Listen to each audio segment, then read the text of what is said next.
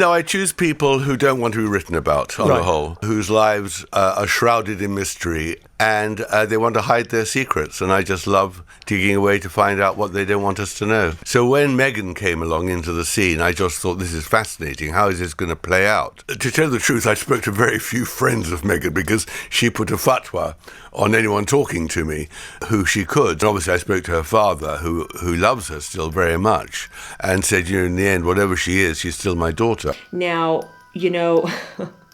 if you think for 1 second that Tom Bower, the Bower, is pulling all of this out of nowhere, you would be sadly mistaken, my friend, because Tom Bower is also legally trained. I believe he's a lawyer, and he would never ever write something and told to by trusted and or anonymous sources. In this case, anonymous, because it's saying Camilla told a friend. Well, how does Tom know about it other than the fact that said friend talked to him?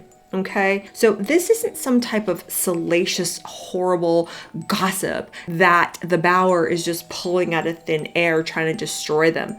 What he's doing is he's cataloging everything that these two have done. He started in revenge with Meghan before she even married into the family, and he's just going. That's what the Bower is doing. He's just cataloging everything, and he's writing it all down in painstaking, fact-backed detail, and they don't like it.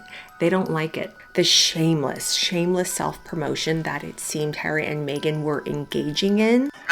I need you to know that. I need you to know how much it means to him. These two are overdue for a very public fall. Hello everyone, welcome back to the channel. My name is Jennifer. I am so excited to have you here. I know you've heard all about it. Guess who's back? The Bower. I'm gonna call him the Bower because that just sounds like a kick-ass name. The Bower. The investigative journalist Tom Bower is back. Ladies and gentlemen, his brand new book is going to be released, and it's going to be called Betrayal, Power, Deceit, and the Fight for the Future of the Royal Family. Now, this past weekend, I was on a really awesome trip with my family. We went to the perfectly intact medieval village in Bavaria of Rodenburg. It was such a fun, beautiful day. Kind of cold, but still so much fun. And it was on the ride back from Rodenburg. Mama's logging onto her phone. What do I see? Lo and behold, excerpts from his forthcoming book in the London Times. Everyone has been talking about it. This news has just exploded.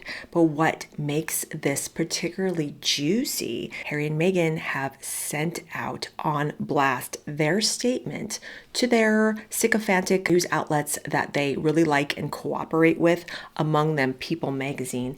And I have the article here pulled up with Harry and Meghan's statement. I felt it fitting to read their statement because to me it's a new level of arrogance and delusion, in my humble opinion. And it really is disheartening, especially for people who don't like to see two people continuously fumble and flounder through their lives to the point of just trashing their reputations. And that's just really what this new statement of theirs serves to do.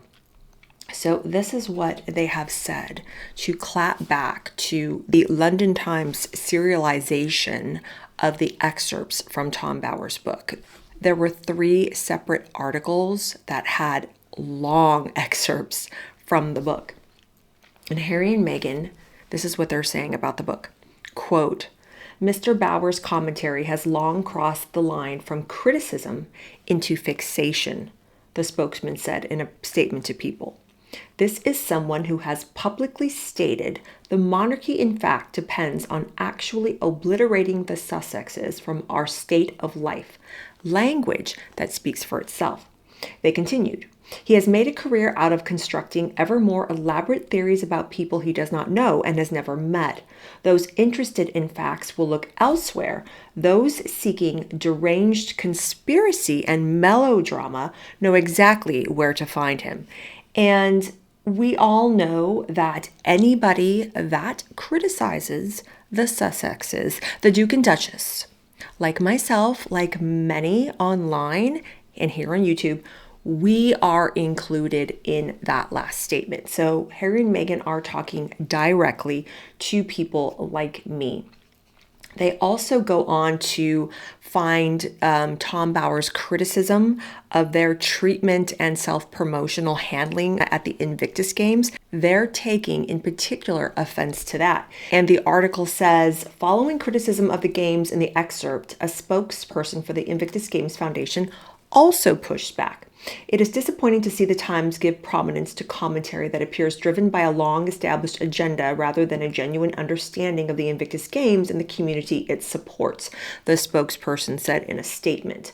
Again, this is the Invictus Games Foundation, but they are very, very heavily tied and aligned to Prince Harry and Meghan's camp. So, of course, they are also going to release a statement countering Tom Bower's reporting. Well, hello, you.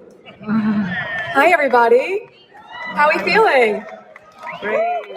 Well, I was not planning on speaking tonight, and we just arrived.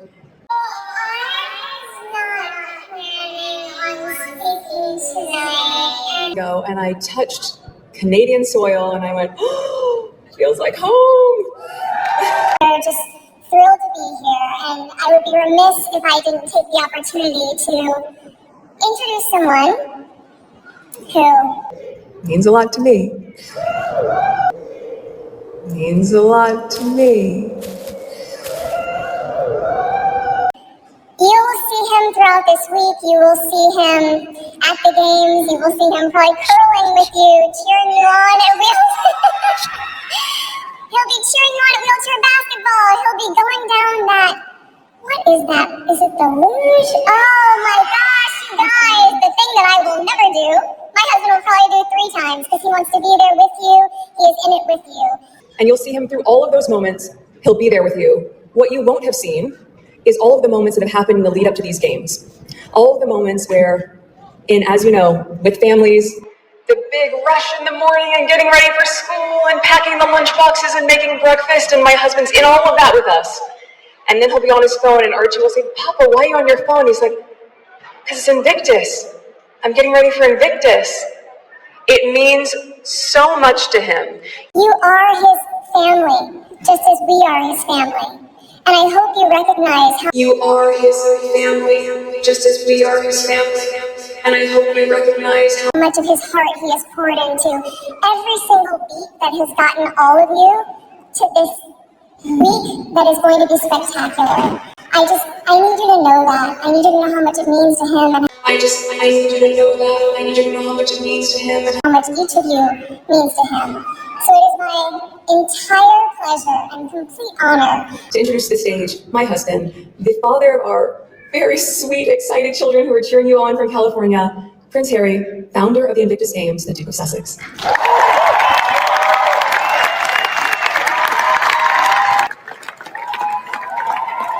The article continues. The foundation emphasized that the games are focused on the, quote, recovery and rehabilitation of wounded, injured, and sick service personnel and veterans from around the world, adding that attempts to question competitors' legitimacy or minimize conditions like PTSD are deeply respectful to the men and women the games were created for. And we will talk about what they are directly referencing in just a second. The focus should remain where it belongs, on the courage, recovery, and camaraderie of those who have served. The statement continued. Now, what they are referencing, one of the excerpts from Tom Bower's forthcoming book, Betrayal, talks about at length what was going on at the Invictus Games. And what Tom is talking to us about is the shameless self-promotion that it seemed Harry and Meghan were engaging in. I need you to know that. I need you to know how much it means to him. Surrounding the games, and how to Tom, who attended events and was there watching and observing everything, and it seemed more like it was an endeavor to polish up their tarnished image rather than focus on the athletes and their families, on these wounded veterans and their families. And Tom makes a pointed effort in one of his descriptions of a competition, a wheelchair basketball competition that he was watching. between the United States and Nigeria. The United States won, and Tom is talking about after the competition, all of the Americans stood up and got out of the wheelchairs, walked away, and apparently they didn't look injured, so they were suffering from PTSD. Now, I guess they're in that statement, they're clapping back saying that, just because someone doesn't appear to be physically injured doesn't mean that they don't have mental anguish and other struggles and difficulties that they're dealing with, and, how dare you? So that is what the Invictus Games spokespeople are taking to task. They don't like the way that Tom Bauer is characterizing that. But it's very interesting because Tom doesn't only just talk about that, he also talks about low attendance for all of these competitions. And in particular, that wheelchair competition, it was supposedly a space that could house up to 2,000 people.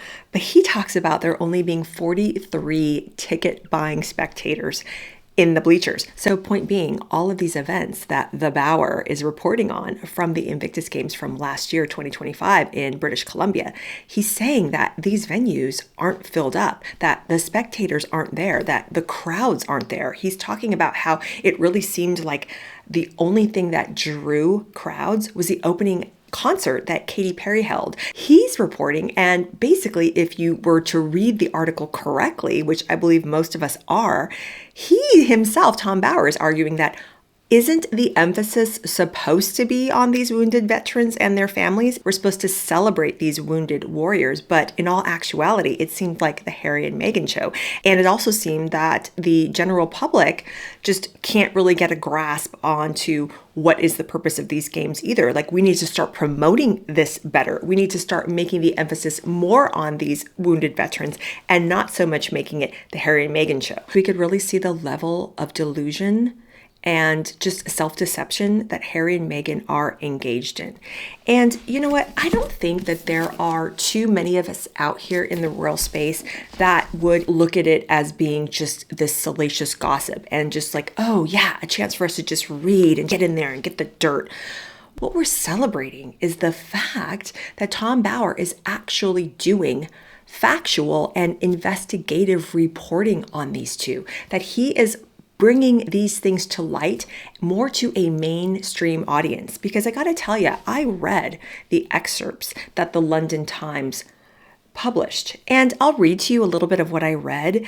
You can go online and read for yourself in full all of the excerpts to tide yourself over before the book is published. But my point is that this is investigative journalism, but to most of us out here, royal watchers in this space, it isn't anything that we didn't know before.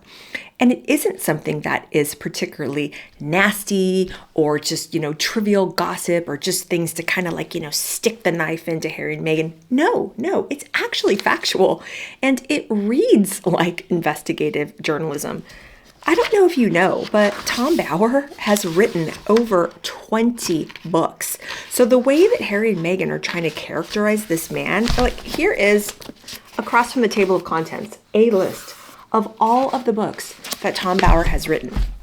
And he's written books about World War II. He's written books about the Nazis. He's written books about Gordon Brown and Boris Johnson and Tony Blair. I mean, like, this guy immerses himself in his subjects. He goes in there and he really digs deep. And just reading his excerpts from the London Times, it's just dates, facts, commentary, names, dates, facts, commentary. It's not like reading a Page Six or Hello magazine or from any of these online tabloid gossip rags. So for Harry and Meghan to go after Tom Bauer in the way that they are, to characterize him almost as this flyby psychotic man who just has a vendetta and is criticizing for no reason, in my opinion, speaks of such a level of denial and, like I said before, self-deception. They are just so deep into their own narrative. They are so deep into believing their own paid for publicity. It's really, really sad. And they're very careful and they're very crafty in the way that they describe him. They describe him as someone that is a conspiracy theorist who is pushing his own conspiracy theories. And what they're basically doing is saying that, in the language that he uses in his books, that he is trying to destroy us publicly. And what they're doing is they're trying to position Tom Bauer as being someone that's dangerous. And they're using some of the language that the quoted language that Tom has said about obliterating the Sussexes from our state of life, they're using that quote as if to say he is dangerous, that he is an attack on us. And I'm sure they're going to try to further that as another reason why they feel that they need tax funded security whenever they visit the UK. But I think that anyone with two clues to rub together know that when Tom uses the word obliterate, what he's referencing is the fact that these people have made it their life's mission to shove themselves in our face every day, every week since they left the royal family. And what they're doing is they're putting a dark cloud over the monarchy and what the monarchy stands for. And what needs to be obliterated, in Tom's opinion, is all of this negativity, is all of this self-serving commercialism that these two represent. That's what Tom is referencing, and that's what I find particularly disturbing. And I also find it disturbing because I'm going to put a clip from a video I did last year when I was talking about the Invictus Games. And in particular, in that clip, I talk about how Tom Bower was spotted at the Invictus Games. And at the time when a lot of us royal watchers saw him, we knew what was going on because he had hinted that there was going to be a new book coming out. So we all knew when we saw Tom at the Invictus Games, we knew he was there gathering information and reporting on and just surveying the landscape, so to speak, in his writing and research for the new book. And what really, really pissed me off was to see Tom Bower, an elderly gentleman, verbally accosted by members of Meghan and Harry's Sussex squad. So I'm going to go ahead and enter that clip now just to refresh you guys as to what Tom had to go through when he was in attendance for one of the events at the games. So watch this. I'm sure by now you've seen that video of Tom Bower, the author of that book Revenge that came out 2 years ago, the real scathing portrait of who the real Meghan is behind the scenes. He basically follows her from the beginning to how she got herself into and married into the royal family and all her shenanigans and all that. The man has not been sued. He didn't pull any punches talking about this woman. And he was at the Invictus Games. He was accosted on the floor he looked like he was in a gymnasium or something after an event and was accosted by a couple of Sussex squad members who got him on tape and they were talking to him. I want to show you some things. But before I show you that, I'm going to show you this. This is a tweet or whatever they call him now on X from the Sussex squad. And I guess it's before that video that they took of him at the games came out. And it says, if y'all see bowel movement, which is what they're using as a name for Tom Bower, they call him bowel movement. That's really sweet. If y'all see bowel movement at IG, make sure you let him know how evil he is and get it on video. And also let him know he will not be allowed to stalk Meghan. Better yet, call the cops on him. So let's watch this video, shall we? Why are you in Invictus? Sure, really? Yeah? That's why you came to see? Or is it because you know Harry and Meghan were going to be here today? Yeah. Yeah, we've read the things you've wrote about them, especially Meghan. We've seen your book, we've heard about your book. So it's very interesting that you're at Invictus because we know why you're here. So why don't you tell the truth about why you're here? Yeah. I don't think so either. Not watching that. In Canada, just because you want to see righteous indignation is just building up. So let's just dissect this. Okay, let's start from here, beginning. Now, he is an elderly gentleman. I don't know how old Tom Bower is. Let me look it up. Tom Bower age. Tom Bower is 78 years old. My mom is 85. She lives with us. She's going to be 86 this year. God love her. Spry, sharp. I mean, the woman is on point, just like this man. And you can see when they first came up to him and were talking to him, he was genuinely happy and excited. Wow, someone knows who I am. Oh, you could tell he was being gracious and wanting to acknowledge them right back and probably have a nice conversation. And he's just like, and then watch when it changes.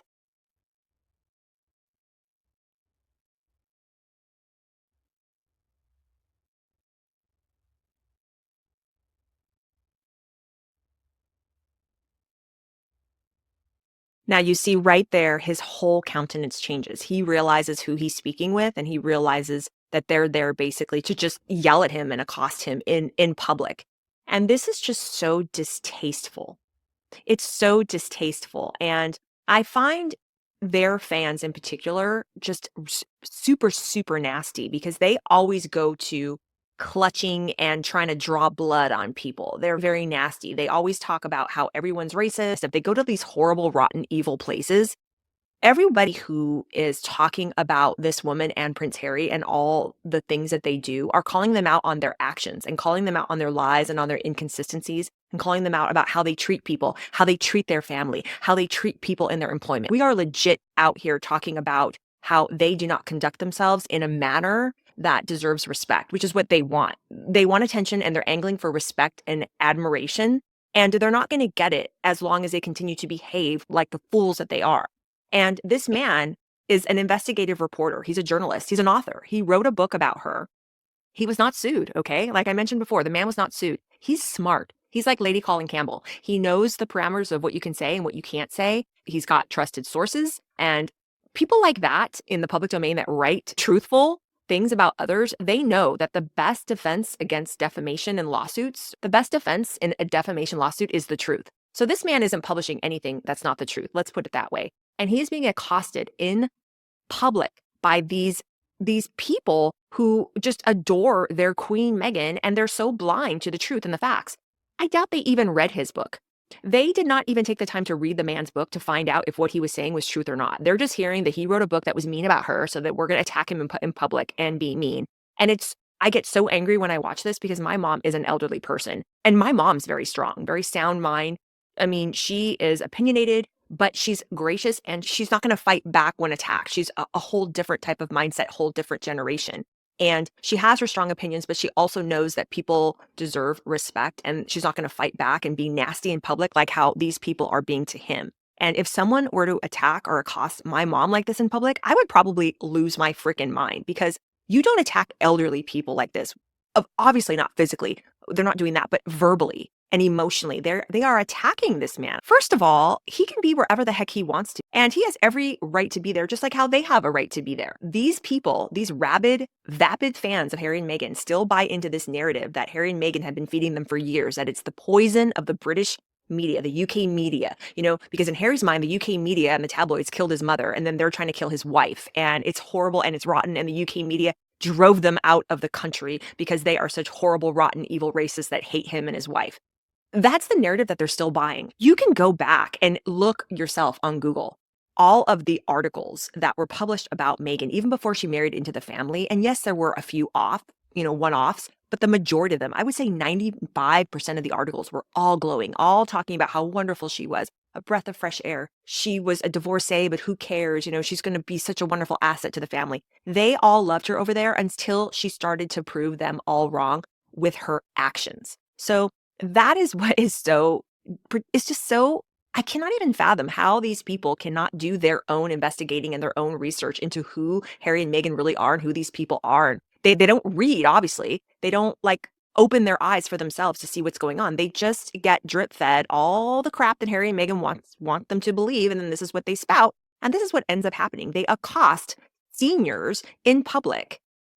This is terrible. I don't understand what the point of that was. Them saying to him, we know why you're here. We know. Don't even try it. We know. What is that supposed to mean? What are they trying to accomplish here? Are they trying to bully him to the point he'll turn around and be like, okay, I guess I better fly back. They're on to me. It's just, so this man doesn't pull any punches when he writes and when he reports. And when he was doing the press tour for the Revenge book 2 years ago, he was on all the talk shows over in the UK. And I hope he writes something really juicy about the way that he was treated by her fans, by her vapid fans here. And I'll tell you something else. When he writes something about how he was accosted here, and I'm sure now that he's experienced it firsthand, and I hope to God he does it, a real expose on who these people are and what they are about. Because this is particularly disgusting behavior. People were thinking about, their grandfather, their dad, their uncle, people that they have in their lives that are elderly gentlemen. And to know that these cackling hens are coming up and doing this to people in public like this, just Just awful, you guys. Just so nasty and gross. And they have never called them out, meaning Harry and Meghan. Harry and Meghan have never called out these people and their despicable behavior and treatment of others. We all know that surrounding that event, surrounding speeches she gives, all of that, she makes sure that only the people that write glowing pieces on her and report glowingly of her are at these kind of things, or at speeches she gives, or at events. So he was there of his own accord as a spectator. He has every right to be there. But how is it that her fans know exactly who he is and pounce on him? Okay. Why do you think that is? There have been rumors that have circulated for years that these people are being secretly, allegedly funded by the couple. There is no other explanation. A normal person would just have a podcast, have a show, whatever, and voice their opinions. If you want to support them, support them. But normal people don't really go out in public looking for a fight the way that these people do. It's just really gross, and especially to do it to an elderly man. So I will not allow him to be abused like that. And that's why I thought it was really important to remind a lot of you what happened to Tom last year. And a lot of you may not even know what happened to Tom last year in public. But you know what? Don't worry, because the Bower is going to be vindicated in every sense. So I know that there has been some very heavy reporting on these excerpts, so I'm not going to read them in painful detail or anything like that. So I'm just going to pull up a few here that I find pretty juicy. And this is at the beginning of the one article that's called Meghan's Brainwashed Harry, Camilla Told a Friend. And it's just basically talking about the falling out between the then Cambridges. Well, they're still the Duke and Duchess of Cambridge, but now the Prince and Princess of Wales. The falling out between them and the Sussexes. And it's just basically talking about how William wanted Harry to take it slow. William wanted to look at this relationship with Meghan and help his Harry see it in a more measured, slow way. We all know that William took his time with Catherine, and rightly so. He saw what was going on with his parents. He didn't want history to repeat itself. He wanted to make sure that the woman that he built a life with not only loved him for him, but knew exactly what she was getting into, what the duties and responsibilities would be. And he did take Catherine to task, and I'm glad he did. And he, put her through her paces, but she proved herself to be not only a beautiful woman on the outside, but a beautiful lady on the inside who respects the dignity and history of the institution, because what's happened, she has proved herself in every sense. She never sets a foot wrong, and she is going to be the next queen, and she will be glorious at that. So William and Catherine were very much against, I wouldn't say so much that they were against the union, but what they were against was Harry jumping in with both feet blindfold on, not really knowing what he's getting into. He could have taken it a little bit slower, but we all know that, I'm sure, Meghan put the full court press on this guy, and there were probably a lot of things going on in the background that would make Harry want to get married sooner rather than later. Who knows what crafty voodoo was going on there. But it says, William's original fears were soon realized. Meghan had become a divisive agent. To please her, Harry was ignoring his old friends. He even changed his telephone number without telling his family. The jovial lad about town became possessed by seeking revenge. Increasingly, his character mirrored Meghan's. Emotionally, he veered towards extremes. Simple dislikes became passionate hatred. Meghan's brainwashed Harry, Camilla told a friend.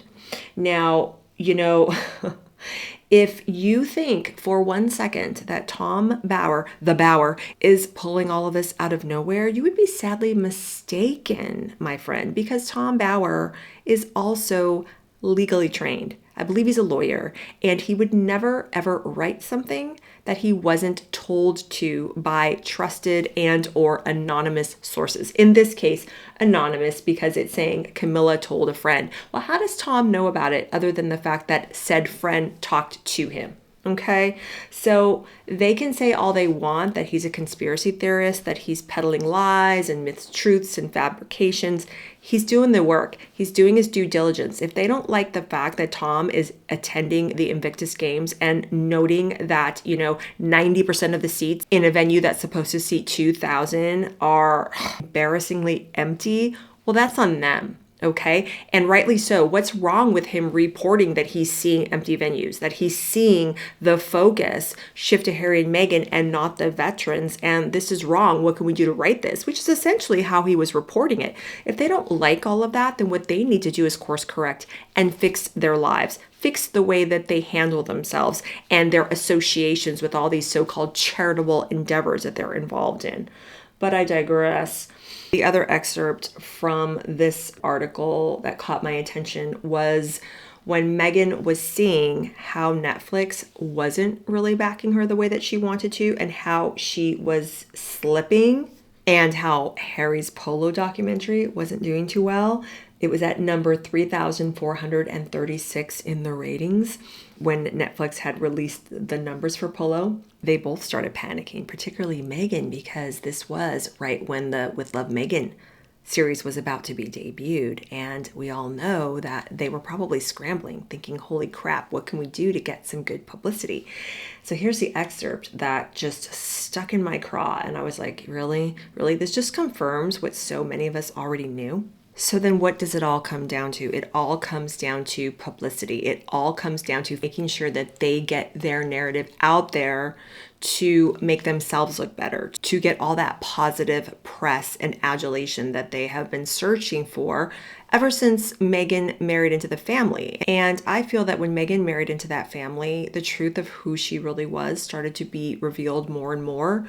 It kind of was a circle. It was starting out from the inner and just working out. And it started with Harry's intimates, with his brother and his sister-in-law and his father and his stepmother. And then it just started getting bigger and bigger. The people that were working with them intimately in their offices, in their press offices, everyone that had to deal with them when they would go out on these tours, like what happened in Australia in 2018. And then it became, bigger and bigger and bigger till they couldn't control it. And because they could not control the narrative the way that they wanted and be the superstars that they wanted to be, to eclipse William and Catherine, that's been their driving focus since Megxit, because they feel like they got dealt a crappy hand and that it wasn't their fault. They have denied the truth of the reality that they found themselves in. It was the poor behavior that prompted the negative press, the negative attention. And instead of self-reflecting and course correcting, they wanted to escape and really craft their own narrative from scratch, but it wasn't working. So this is all they're doing. This is all their own doing. So then when the stakes are really, really high, and I just talked about this in the last episode that I released right before this one, talking about Meghan, Netflix eventually decided to part ways with this woman, because she is delusional, because she does point the finger at everybody else and say, this is your problem, this is your problem. I didn't do anything, but you need to fix this. You need to clean up my mess. People are getting tired of it. So at this time, in the beginning of 2025, remember, she ran out on that beach on her Instagram grid to tell us that 2025 was going to be her year. And she's getting all this negative publicity before Netflix is releasing that show. So what ends up happening? She goes and she tours the fire devastated areas in California, and she's branded a disaster tourist by Justine Bateman. And everyone that was watching that story unfold was like, why is she there? What is she doing? She was photographed and filmed hugging a woman who some people were saying was an Archwell employee, and, just making sure that they got their 15 minutes with the Pasadena mayor by that tent. And I had a video talking about that too, but it was like, what are they doing? And then she's making videos about how she's trying to get a Billie Eilish t-shirt to a devastated young girl from a family whose home was completely wiped out. Now let's talk about that. That girl and her family's home and all its contents and all of their lives were obliterated by a fire. But she's coming in there using that tragedy, that disaster, that horrible thing that, befell that family as a vehicle for her to get positive press. So it was all just really disgusting. So this excerpt in particular says, Panic gripped the Sussexes' home. Meghan's publicist suggested that the couple head down to Los Angeles to be seen comforting the victims of the widespread and devastating wildfires that had gripped the region. A cameraman from Archwell, their charitable organization, was waiting for their arrival at a soup kitchen in Pasadena, set up to help a group of homeless people. After recording a video of her listening and hugging victims, the scene was posted that day by publicists to Meghan's 1.6 million Instagram followers. And instead of getting credit for her efforts, Meghan was mocked as an attention-seeking pseudo-royal. And then he goes into talking about how Justine Bateman branded them disaster tourists. And this is all stuff that we've already known. We all knew what she was doing when she did it in real time back then. So this isn't some type of salacious, horrible gossip that the Bauer is just pulling out of thin air trying to destroy them. What he's doing is he's cataloging everything that these two have done. He started in revenge with Meghan, but before she even married into the family, and he's just going, and he's just going. He's almost like Santa with his list. You know, when you watch these cartoons and he's got this really long list of all these names and he's just going, writing. That's what the Bauer is doing. He's just cataloging everything and he's writing it all down in painstaking, fact-backed detail. And they don't like it. They don't like it. The point I want to drive home is that these two are overdue for a very, very public fall. They are overdue for some public disgrace, because what has happened with these two is, again, the level of denial and self-deception that they are swimming in. I personally have never ever seen it in my 52 years on this earth. I have never seen two people in the public space so intent on just playing whack-a-mole with narratives and stories and things that they don't like. But the problem is that they have chosen this life. They have chosen to put themselves out there on an almost daily basis. And when you do that, unfortunately, you are going to be subject to criticism. No one is above criticism, okay? For example, I'm just a YouTuber out in this space expressing my opinions on things, and I get criticized in my own comments, people that don't like what I say and people that take me to task on something. I don't necessarily say you're a liar and you're a this and you're a that and how dare you. Sometimes I'll, respond and say, well, I respectfully disagree and here's why. If there's someone that is just particularly nasty and hateful, just being nasty and hateful, and those people, obviously, I just go ahead and delete their comments just because they're nasty. But if the criticism is thoughtful, if the criticism is reasonable and just, hey, this is what I don't agree with what you're saying, fine. I'll take it, rightly so. I'm here and I know that I'm going to be subject to that. So point being, these two are so in denial that they will not take any type of criticism, anything at all, anything that is pointed back at them to say, why are you doing this? This doesn't make sense. Can you please explain yourself? Which is just what basically all of this has been since 2020. They don't like it. And especially now with so much going on in the world, so many things that we have been finding out. And if you haven't seen my video about all this demonic Epstein stuff that has been going on in the media and my take on that and how I am just coping with all this darkness and trying to insert some light and some of God's love into the conversation, I will link that video for you. But the thing is that no one is above criticism and no one is above reproach. No one. We are all subject to God's laws and to what He wants us to do and how He wants us to live. And the way that these two choose to live their lives is so dangerous. It's so dangerous because if everybody just lapses into this default mode of, I'm so wronged and everything you're saying about me is wrong and you're a liar and how dare you. We all have people like that in our lives. We all have people that all they do is when we say, hey, this happened and, A, B, and C, can we talk about it? I feel wronged. Here's my grievance. I care enough about you to bring this grievance to you so that we can work it out. They feel that they are above that. How dare you even approach them with anything that you have to say that flies in the face of their narrative. And that is a very dangerous place to be. Can you imagine what the world would be like if everybody conducted themselves like that? If everybody lived their life behind that type of wall? How dare you approach me? How dare you try to tell me anything that I've done? You're a liar, you're this, you're that. The world would just descend into basically this individualized anarchy. It would be as if, everyone's their own little island. Don't talk to me. How dare you? And it's really funny because I really feel that Harry and Meghan are of this woke leftist bent where they all talk a good game. They all talk about love, and they all talk about honesty, and they all talk about community and shared values and mental health. Well, what about the mental health of everyone around them that feel really deeply wronged by these two? Anytime anyone in their orbit has ever come to them with any type of sentiment, grievance, thing that's happened, hey, we want to clear the air, we want to talk to you, this and that, they are just like hand in the ear, la la la la la la la la, we can't hear you. And it's like, really? This is what we're doing? So they always hide behind the wall of shared values and community and being open and honest and hearing people out. But in reality, they don't live their lives that way. So I look at this, I look at all of this, and I think, you cannot do this. You cannot do this, Harry and Meghan. They can't do this. We can't do this. And when more and more and more people are coming to you saying, look, we need to talk. This is wrong, and here's why it's wrong.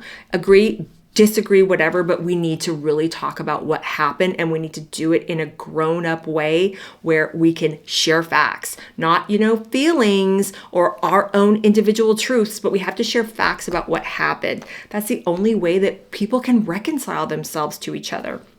And the way that these two conduct themselves, it's particularly dangerous and it is destructive. And in my humble opinion, goes against the Christian worldview of truth and honesty and forgiveness. Because before you can have reconciliation and forgiveness, you have to have truth and you have to have honesty and you have to have the facts presented so that everything can come to light. Because the Bible tells us that there is nothing hidden in the darkness that will not eventually come to light. And Tom Bauer, he really is a superstar in my opinion. And he's a superhero because what he's doing is he's bringing these facts and he's bringing these truths to light, and they don't like it. They don't like it. He's not a conspiracy theorist. He's not someone that just peddles tantalizing gossip and hearsay. No. He's out there and he is focusing on facts, not feelings. He's focusing on truths, not manufactured narratives. And they don't like that. What can I do to look at this situation and be like, okay, who are the Bowers, the Tom Bowers in my life? Well, the Tom Bowers in my life, my husband, my kids, my mom, my friends, my family, people that can come to me. And if I'm not acting right, I would hope that the Bowers in my life do come to me and say, hey, we're taking you to task on this. We care about you enough that this is what we're thinking and feeling about what you did, what you didn't do, whatever. But we have to look at that and we have to really, really pay attention to the Bowers in our life. Look at what they have to say about what we're doing and what can we do to course correct. We need to stop automatically defaulting into Harry and Meghan mode. And Harry and Meghan's default mode is to continuously and purposefully put people on the defensive immediately and to shut them down and to shut down all forms of criticism. Not a way to be. Not a way to be. So I am so looking forward to this book. It is now in my Amazon.de. That's the German Amazon. It's in my cart. I'm going to purchase it today, pre-order after I film this video. I think what I want to do is reread this little gem. I read it when it first came out in, when did it come out? 2022, 2023, something like that. I read it cover to cover in like 2 days, day and a half. Loved it, absolutely loved it. Can't wait for the new book. I know everyone's going to be talking about it, but I'm glad everyone's talking about it because again, the Bauer brings receipts, he brings truth, he's bringing light to the situation. And when I say light, it's not a light topic, but he's bringing light into these dark crevices that Harry and Meghan don't want us to shine a light on. They're always talking about shining a light, but they don't want to shine a light to what they've done. If Harry and Meghan just kind of threw their hands up and were like, okay, we're being attacked enough, let's just lay it all out. Let's just lay it all out. And even if they just maybe talked about or atoned for 10%, 20% of what people are calling them out for, what that would do to start repairing their negative image. I mean, it would go a long way, but what I would fear for is, for their souls, and just the fact that they would be doing it just to up their public persona, not because they're really, really valuing righting wrongs and atoning for what they've done. They unfortunately don't really feel that they've done anything wrong. And that statement that they gave to People magazine and to other Sussex-friendly publications just proves it. So let's continue to pray for these two. Let's continue to pray that they will lift the veil, have the scales fall from their eyes in much the way that the scales fell off of the eyes of Saul before he became St. Paul, because their very souls are at stake. And I know that we all like to talk about Harry and Meghan, and we all like to almost delight in the fact that Tom is bringing all this to light. And yes, it is delightful in the sense that justice does have to be served. And I'm guilty of it too. I'm glad Tom's writing the book. But I guess what I'm getting at is the reality of the situation is that these are still two very damaged human beings that are in desperate need of prayer. They need to turn their lives around. I don't know how many times I have said that on this channel, but I will continue to say it. We all are sinful human beings that in our daily lives need to turn to the Bowers in our lives and listen to what they're saying and course correct. We need to do it. They need to do it. But they have an even bigger responsibility because they are in a public forum. They are out here acting the way that they're acting, and they're influencing people and they're influencing culture. So that's all I'm going to say on that for now. Thank you guys so much for watching. Like and share the video if you enjoyed it. Subscribe if you haven't. I know I have a lot of new subscribers. Welcome. Thank you so much for joining me, and I look forward to spending some time with you on the next one. Take care, guys. God bless. Bye. And that's the excitement of writing these sort of books, that in the end, nothing beats the truth, the real facts.